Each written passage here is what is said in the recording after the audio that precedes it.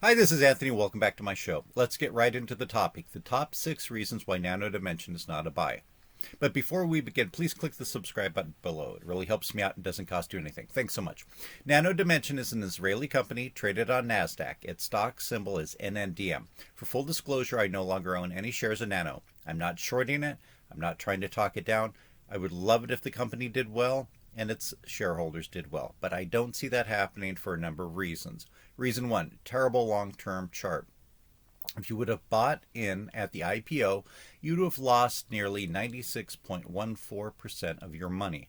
$100 invested in their stock on September 10th, 2015 would now be worth $3.60. That's just under 7 years. And of course, that figure is higher than the actual stock price because the stock was not issued at $100 a share. But to make it easy to see how much you would have lost, I'm using the example if you would have bought 1 and a fraction shares, which equaled $100. Reason 2, they may need to have another reverse split. That could cost you. They've already had a reverse split in the past and may need to have another one. Reverse splits are bad for a couple of reasons. One is that it's because the stock gets down so low that it risks being delisted from the stock exchange, and also is indicative that the company's managers do not believe that it's going to start going up on its own. Also, many but not all brokers charge a reverse split fee. My particular broker, which is a large well-known company, charges a $38 fee for reverse splits. So, if I would have invested $100 into this at the IPO, I'd have $3.86 left, but I'd be out $38 to the reverse split fee. So in effect, my $100 would now be worth about negative $34.14.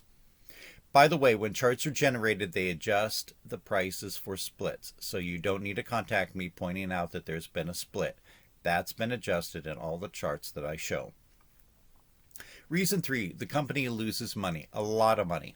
On occasion, there's companies like Amazon or Tesla that lost a lot of money for a long time before turning profitable, and whose stocks have done very well recently.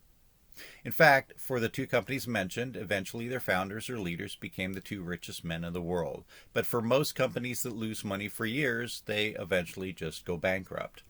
Let's look at a chart of their financials for fiscal year 2018. For pre-tax income, they lost nearly $15.5 million. 2019, they lost $8.35 million. In 2020, they lost $48.5 million. In 2021, they lost nearly $206 million. And in the trailing 12 months, as of today, they've lost just over $230 million. Let's rephrase that another way. In the past 12 months, they've lost nearly $250 million. Let's look at the earnings per share. In 2018, they lost $8.50 a share. In 2019, they lost $2.50 a share. In 2020, they lost $1.13 a share. And in 2021, they lost 81 cents a share. At least the trend seems to be going in the right direction, at least at this point. I'm not going to analyze the financials much beyond this. If you're interested in investing in Nano, be sure to do a deep dive into all the financials available. I'll put a link to these in the show notes. Reason 4, members of the board of directors don't seem to have much faith in owning equity in the company.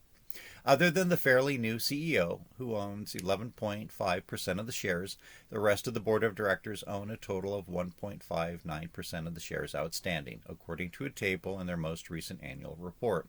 It would seem to me that if the company had great prospects at these low prices, people should be loading up on shares.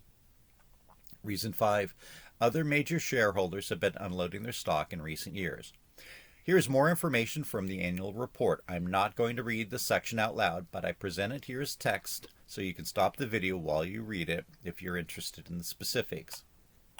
Reason 6, they have a lot of money in the bank, but it's from issuing new shares, not from selling printers. It's true that the company has a substantial amount of cash in the bank, but it's from selling more shares of stock in the past year and a half or so, not from revenues or selling products.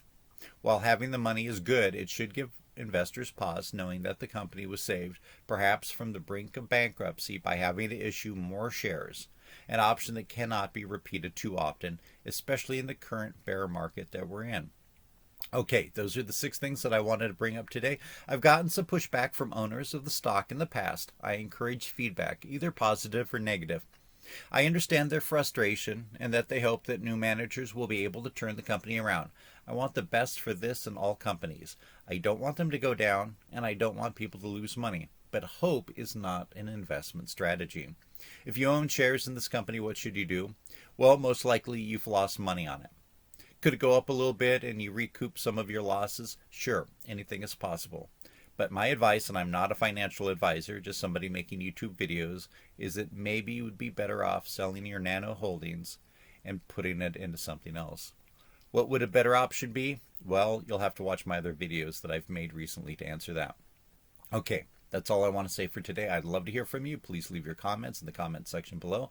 And if you disagree with me, please feel free to point out weaknesses in my arguments. Hopefully by now you've subscribed to this channel and liked this video. I would love it if you looked at my other videos. Hopefully click the like buttons on those and leave a comment, even a short one. All those things really help me out in building a following.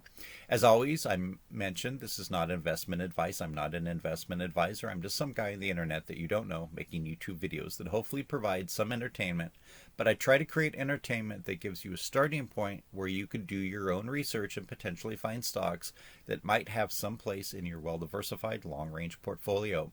Since this channel is not yet monetized, if you want to help me out, I sell small collectibles on eBay. Things like old stock and bond certificates, coins and banknotes, stamps and postal items, and books, along with other things such as Masonic items. You can find all my items on eBay with my username, stock_tycoon. If you're interested in buying silver coins as collectibles or investments, I usually have some listed. If you're interested in investing in gold or silver as a commodity, I have a few YouTube videos that explain how you can easily do that, plus some of the pitfalls in doing so. I'm on Instagram at AnthonyRR Mills. You can follow me there. Thanks for watching and good luck in investing.